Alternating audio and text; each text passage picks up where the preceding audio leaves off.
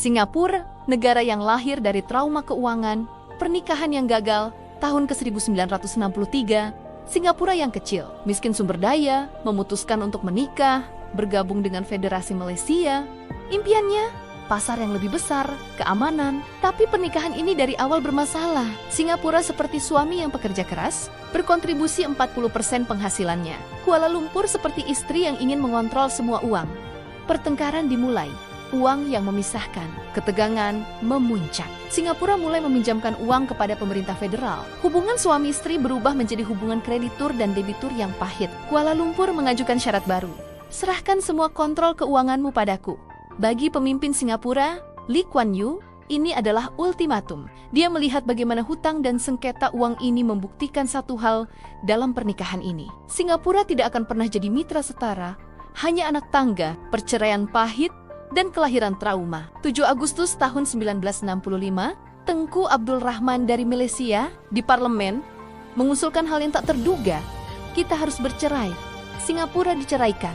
Di ruang sidang, Lee Kuan Yew menangis. Bukan air mata bahagia, tapi air mata trauma. Negara yang baru lahir ini lahir dengan warisan trauma finansial. Mereka dicampakkan tanpa sumber daya, tanpa pasar, hanya dengan pelabuhan tua dan segudang kewajiban hutang dari pernikahan gagalnya. Sumpah untuk tidak pernah lagi bergantung. Dari trauma itu, lahir sebuah sumpah besi. Para pendiri Singapura bersumpah, kita tak akan pernah lagi bergantung pada siapapun. Uang kita adalah pertahanan terakhir kita. Mereka membangun negara dengan prinsip yang terinspirasi, rasa takut akan hutang. Anggaran harus surplus.